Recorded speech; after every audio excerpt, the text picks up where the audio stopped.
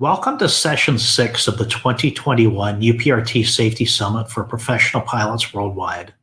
My name is Paul B.J. Ransbury. I'm the CEO of Aviation Performance Solutions. And today it's my great honor to be co-presenting with one of my fellow executives here at APS, Captain Clarke McNeace. Otter is our VP Flight Operations and Standards. Today, we'll be talking about the topic of critical features in corporate flight department, UPRT. But with that said, this really applies to all sectors of aviation, whether that be general aviation or airline flight operations. So before we jump into that, and I bring Otter in here to join me for the conversation, let me just go ahead and introduce Otter and his background because it's very extensive and very relevant to the topic we're going to talk about today.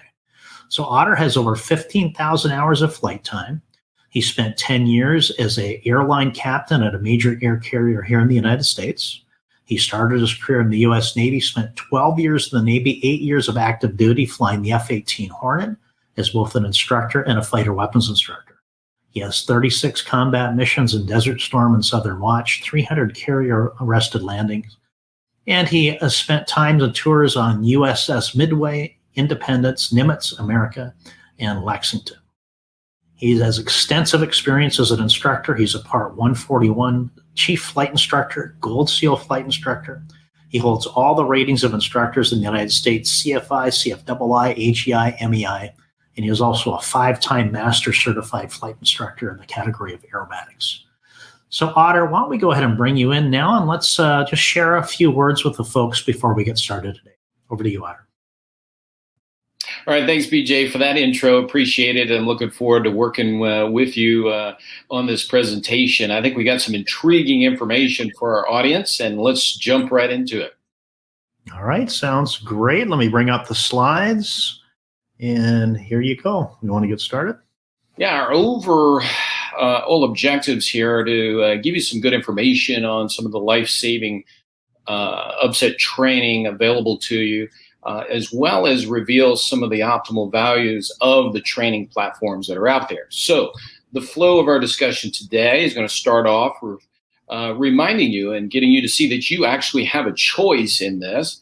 Also, we'll talk about what matters in terms of some of these 8 critical elements that need to be addressed in mitigating loss control in flight, as well as we'll talk about the optimal platforms and the critical features in design solutions. So based on how you operate, we want to remind you that you've got a choice in how you can mitigate your number one threat of loss of control in flight. You can choose a full or even partial mitigation strategy for yourself or your flight department. And we'd like to share some thoughts for you to consider as you make some of these decisions. Now, this slide here, it has a graphic that is kind of foundational to training. And I'm going to have BJ talk about this because it's the bedrock from which we're going to talk about the remaining critical features. Absolutely. So this particular graphic is what APS calls the Every Pilot in Control Solution Standard. It just makes a lot of sense when you look at it. You could apply this to any type of a training intervention. Is there some critical elements to an effective program? Elite instructors, an integrated approach, the intensity of the training, the adoption of best practices, and having platforms built for the purpose. And that initial training at any new type of capability requires robust initial training, which is that outer ring. And then in most aviation training instances, and I think just about everyone I can think of, it's never a one and done. There's always recurrent training required. So when you look at upset prevention and recovery training, this model applies, and it's really important to understand that all of these areas need to be optimized to truly mitigate the threat. And this leads us to the extraction, what are called quantitative loss of control mitigation criteria. And before I bring those up, we've identified 8 critical mitigation criteria that's been revealed to us over the past 25 years of doing this full-time, day in, day out. It's the only thing we do. Upset prevention and recovery training is the 8 critical factors that have to be robustly addressed in a solution to ensure that you're inoculating yourself against the threat of loss of control in flight. So, Otter, over to you to talk about the 8 criteria. Yeah, and in no particular order, this is kind of random order of the critical criteria that we feel are worth at least talking about here, because as BJ said, there are other criteria as well that could and should go into it. One here being the representative control, feel, and response of the platform. Of course, so a lot of pilots would naturally feel that if you're going to go, say, do upset training in a device such as an airplane, an aerobatic airplane, it should be as close to their airplane as possible. CRM, SRM, certainly addressing how a crew should work together in upsets.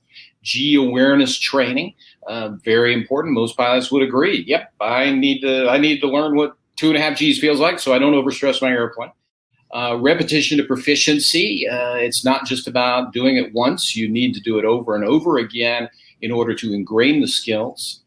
Human factors in terms of the psychological and physiological issues that are going to be affecting a pilot during an upset event. The all attitude environment immersion, most definitely. We've got to get pilots out of their normal envelope into the upset envelope. Also, we need to be able to put pilots into very low altitude scenarios or all weather scenarios. I mean, 90% of the loss of control in flight accidents happen in IMC conditions.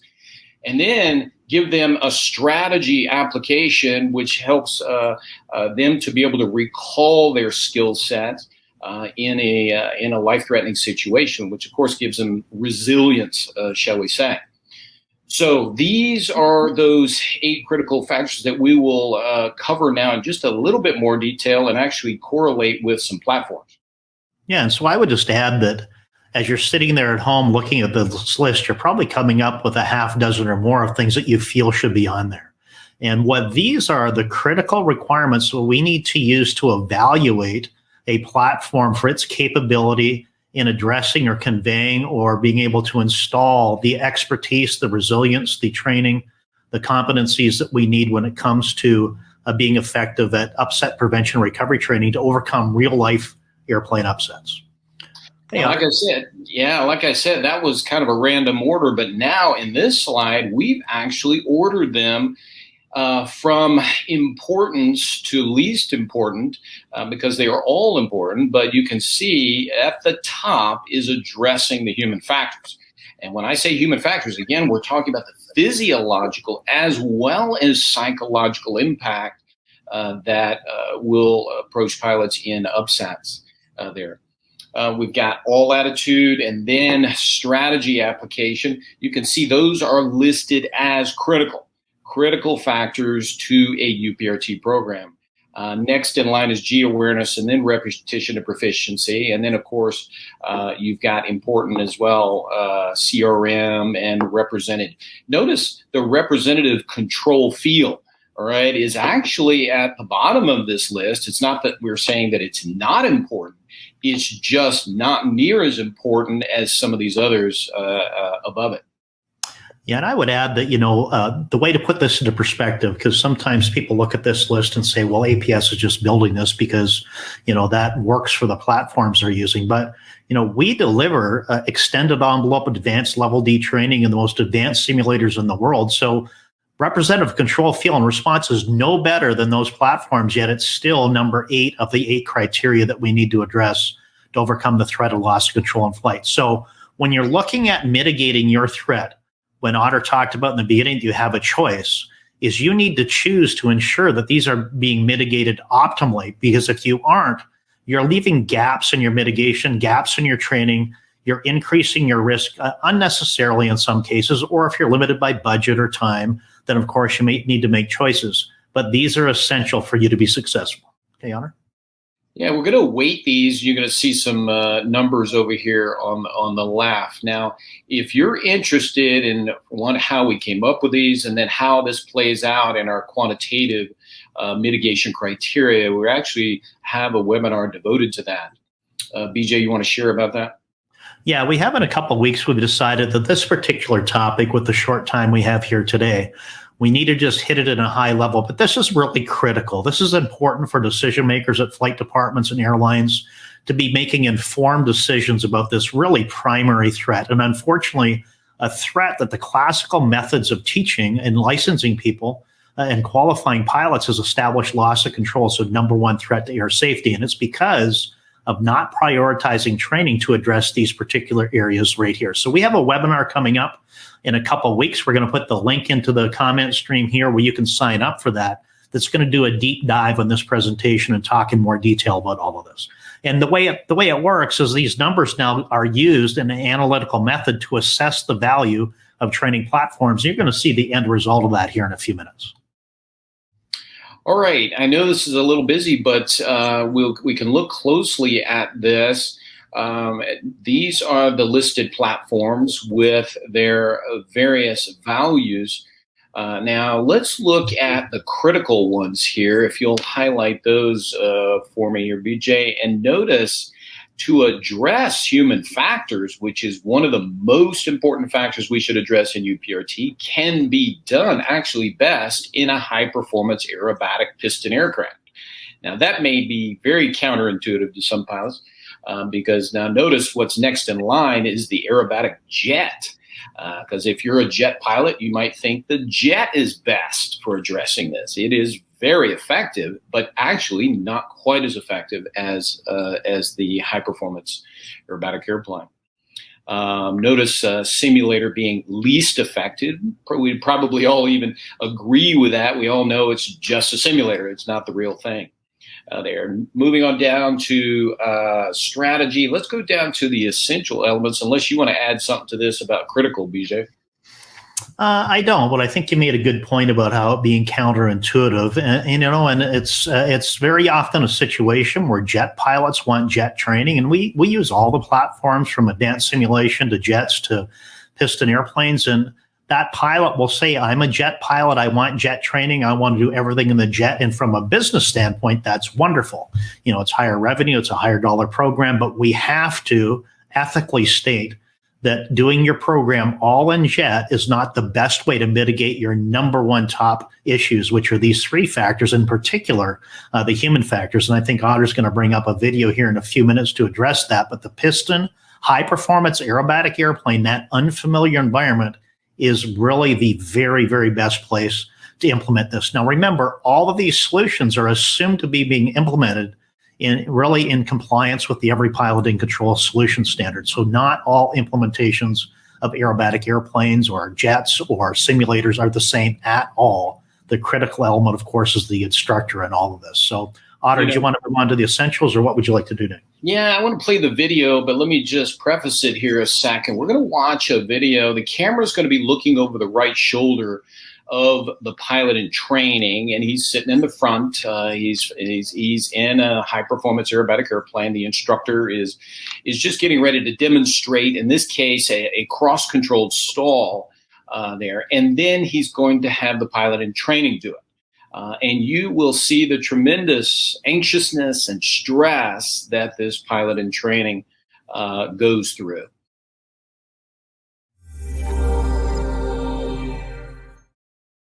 All right, I'm going to show you that again, all right? Here we go. Now, follow along very lightly on the controls. Yeah. Now watch this. Watch what I do with the stick. All right, here comes the bad news method. All right, it's going to roll to the right. Push. Roll. All the way back to the power. Stabilize. Pitch and power set. Airspeed stable. Positive rate. Recovery complete. Nothing to it. I know you can do this, Lincoln.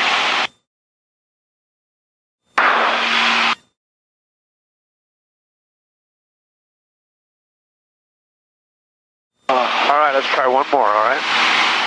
Yeah. Gotta push. Push and then roll. Just follow. Was I not pushing on the last one? You pushed better, but then you didn't roll all the way back. You want your wings to be back with your lift vector pointed into the blue after you roll. Okay. All right, so roll it back, roll it out. All right, here we go. Let's go again. Yeah. All right, power's coming back. So right wing low? Right wing low, left rudder, or either way, it didn't matter. Hold it right there. That's good setup. Nice job. Gonna roll to the left, away from the ball. Hold it. Hold it. control. I have control. I'm sorry.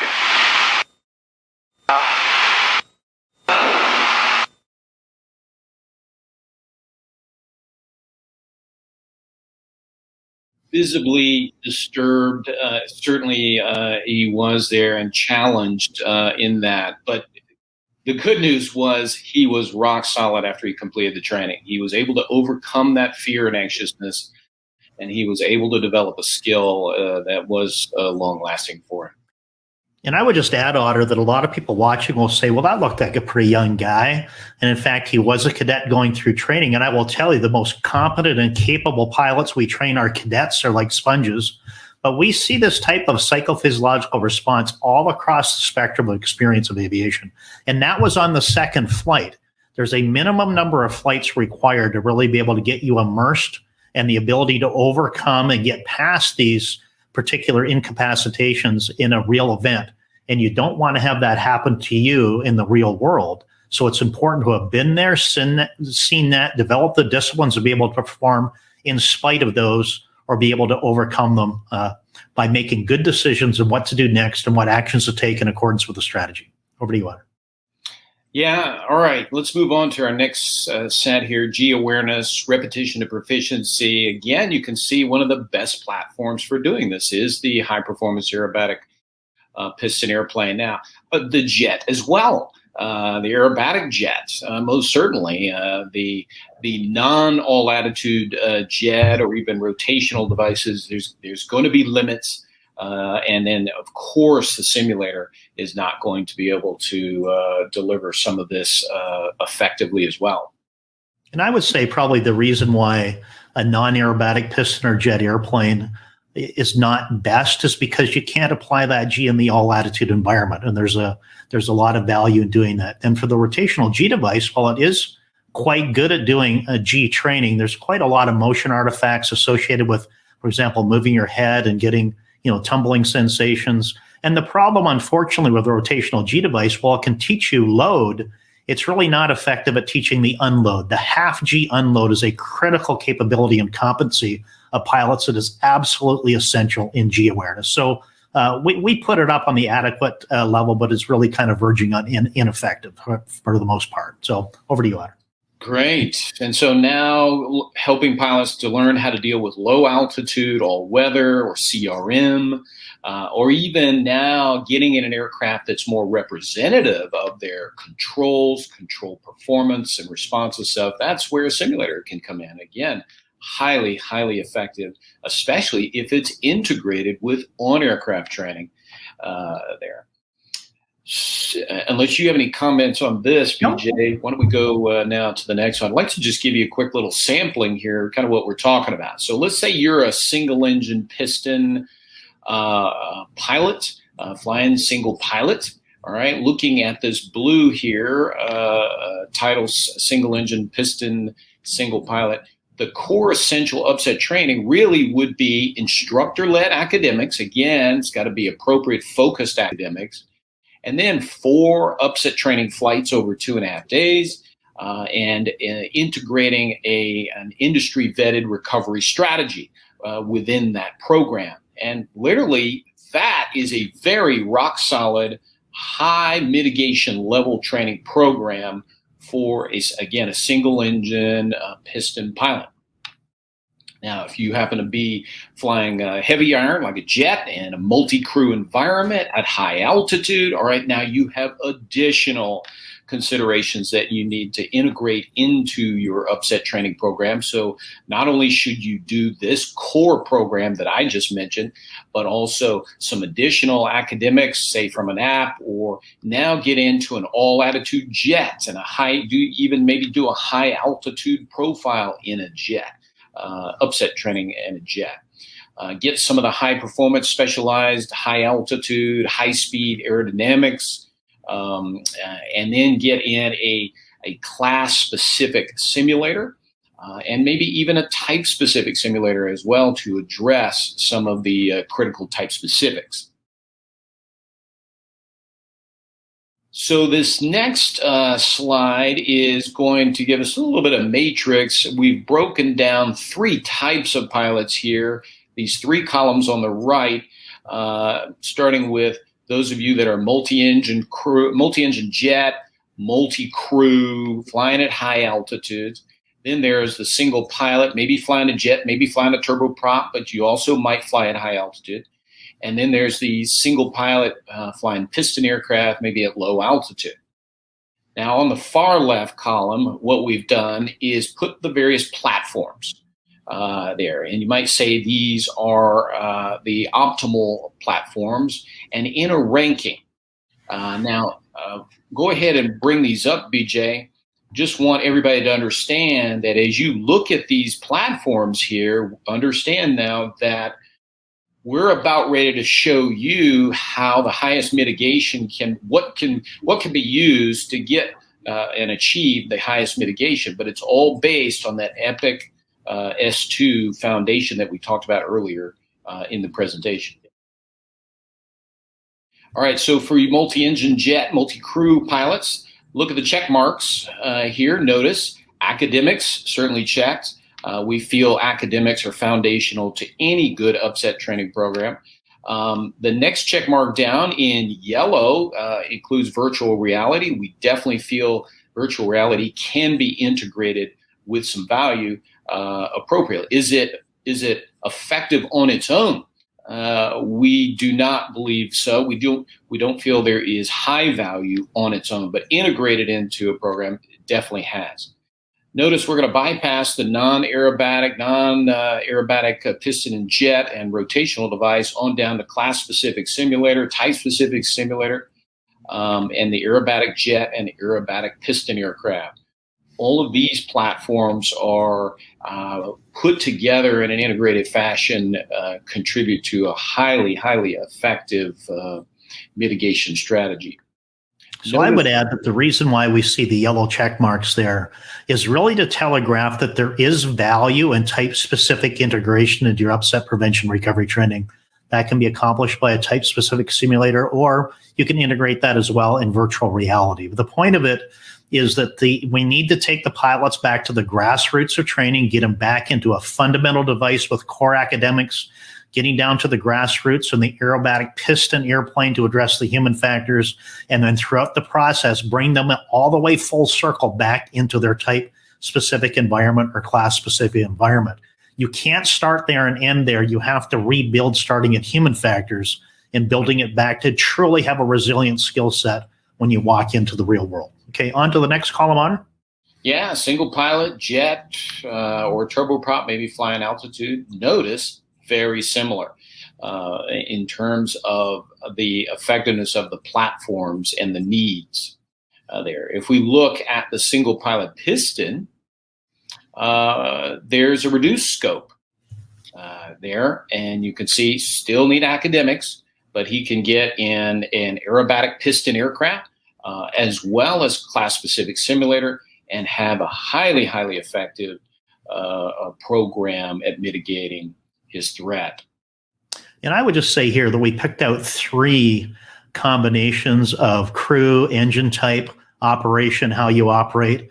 But in the full analysis, I believe there was actually 14 columns. It really breaks down the different combinations of airplane types and crew operations of different activities. And to be able to really design a solution around how people operate their airplane and the type of aircraft that they operate. So this is more of a sampling. And interestingly, the single pilot and the multi-engine pilot were operating jets at high altitude. We didn't bring them up because they were different. It's really to make the point that they're virtually the same.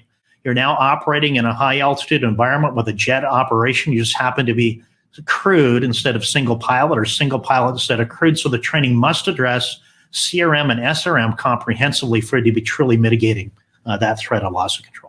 Yeah, and I'll just say, BJ, we've done, I'll just remind the audience, we've done training, either done training or given training in all of these platforms. And so we have extensive experience on these platforms to make these kind of judgments. So we're just going to wrap up by saying you can design your own mitigation based on how you operate. And there are various ways of looking at it. and there are various effectiveness to the various platforms there, but they can be matched in such a way that will be able to provide you with the mitigation you're looking for. Yeah, and the only thing I would leave you with is, for example, let's say you are a crewed multi-engine high-performance jet pilot, and you're out and you selected just on-aircraft upset prevention recovery training. Well, the good news is you're dealing with one of the major issues, which is human factors. But as you can see, you're leaving quite a big gap in many of the other areas that do apply to how you operate, so you're increasing your risk. Similarly, if you're making a decision to do simulator only, that's probably even less effective than on-aircraft only. You're leaving quite a lot on the table in the area of human factors. And so when you pick and choose from a robust program, just remember what you're not selecting in a fully mitigated solution like we're demonstrating here is you're just essentially making a decision to accept a certain amount of risk. And that really is up to the flight department, based on budget, based on time. But certainly in modern times, is that really is no reason why you can't fully or maximally mitigate your threat of loss control, which is the number one threat on every flight, representing nearly 50% of all fatalities in aviation. Well, thanks, BJ. It's been going through this. I know there's a lot of information, went through it pretty quickly. We've got more information that could be available. And certainly, I know we're about ready to jump into Q&A here. So I hope the audience was able to see the overall message, and that is you can choose how you handle your number one threat.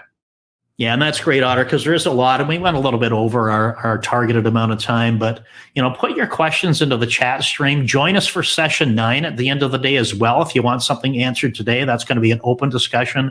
But again, take a look at that link to the expanded version of this conversation in a couple weeks. Sign up for that event.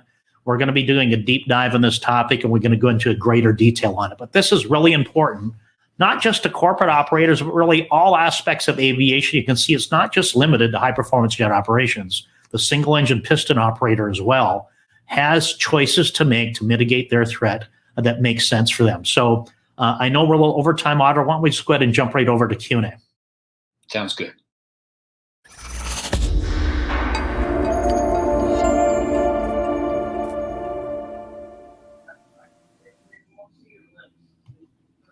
All right, Otter. Well, it looks like we're nearly out of time here, but we can go over a little bit.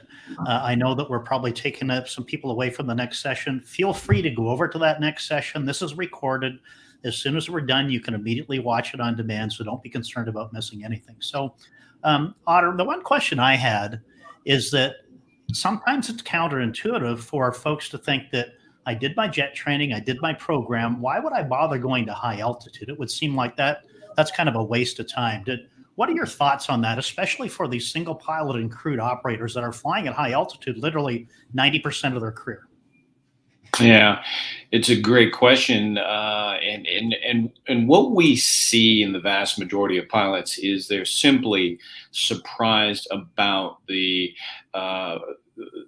performance difference of the aircraft up there.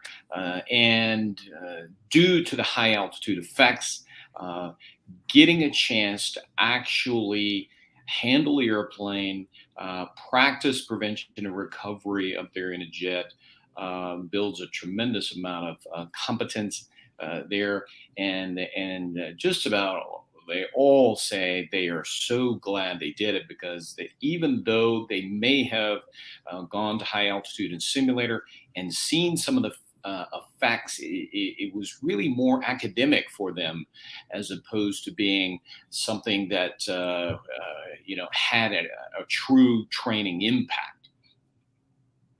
Yeah, I think that's a fair response. And I did notice in your list of items here, you had a video on the S211 at high altitude. Did you want to play that, or just wait for another time?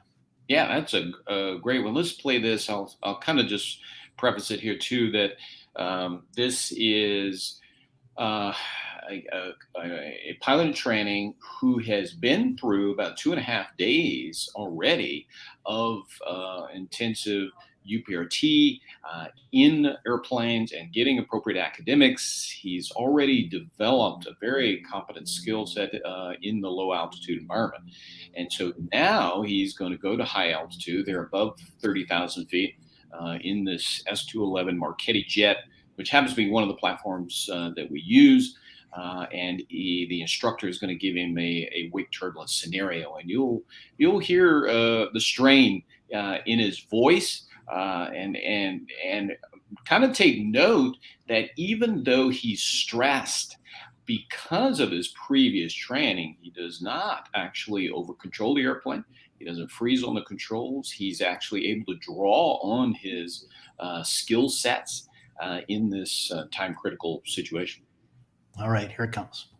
All right, I will set the autopilot. Pilot engaged. So let's say, Mike, you're up out here flying on autopilot. Yep. And you're busy doing other things, and you hit some clear air turbulence, okay? Oh boy. Stand by and recover. Push, roll, power. There you go. Coming up. Yeah, you might be fighting autopilot. Make sure disconnect, Oh, one yeah. disconnect. There Yep. it is. There you go. And Autopilot off.